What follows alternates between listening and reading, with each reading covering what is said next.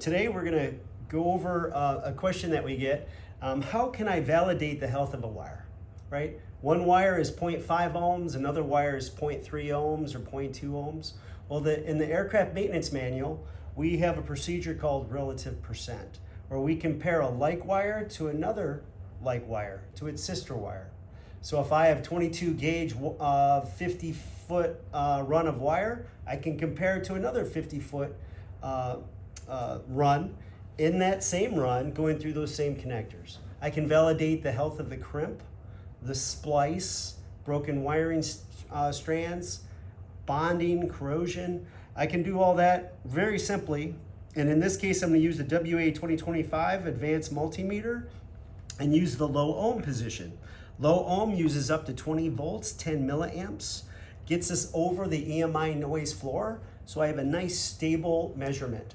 On wing, if I am just in continuity mode in measuring, that inductive EMI makes our measurement fluctuate and I cannot get that precise of a measurement.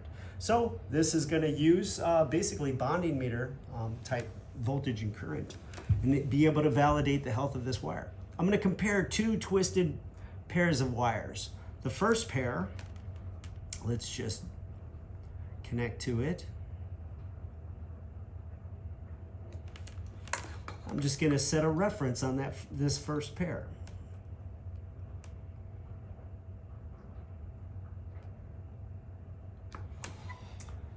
I'm going to connect up and you're going to wait 10 to 20 seconds. Make sure your leads, the first time you use them, they're seated and you get the film off of them. And then just select relative and then hit it again, relative percent. What I set was a reference of 1.017 ohms. There's my deviation from that 1 ohm, and it's going to continue to go negative as I induce cleaning current. So that's okay. See how it's negative 1.37? That's fine. I'm well over 20 seconds now. Now I'm going to move to my next pin, its sister wire. And when I connect, I'm just going to count down to 10 seconds. 1, 2, 3, 4, 5, 6, 7, 8, 9, 10. Then I can hit hold. And you see, I want to be below 1%. So I was positive 1%. Now I'm at negative 1.08%. Again, with the cleaning current. I have a 9.009, so I'm in micro ohm deviation from my reference. This is healthy. This is a very healthy wire. If I deviated positive 7%, 8%, 100%, 200%, that would be bad. So this is a good wire. Now let's compare to the other set. I'm troubleshooting. I got to figure out which wires are good, which wires are bad. I'm going to cycle this off and on again. Low ohm. I turn on my backlight and let's compare it to another pair.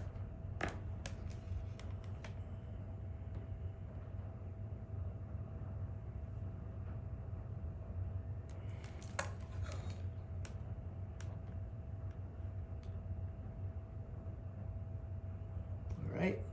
So I'm in my next pair. Again, I'm counting down to about 10 seconds. Make sure I'm seated in here, nice and stable. And then I want to select relative again, relative and relative percent. And now I'm just going to move to my next wire. You see I have a baseline of 0.984 milliohms, 984 milliohms.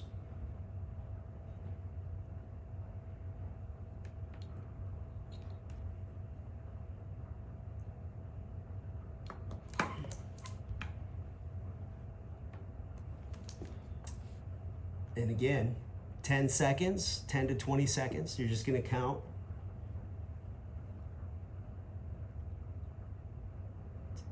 And then I can hit hold. And you see I'm 62%. 62% tells me, in positive 62%, tells me this wire has more resistance. It has 0.6, a little over half an ohm deviation in resistance from the original reference. So on this the first twisted pair was good. The second twisted pair, I either have broken wiring strands or I have a poor pin socket retention, poor bond if it's going to a ground. So I can focus on this last wire that I tested. So 3 out of 4 wires, I had, it seemed to me, a good measurement. And on the fourth one, I have a 62% deviation.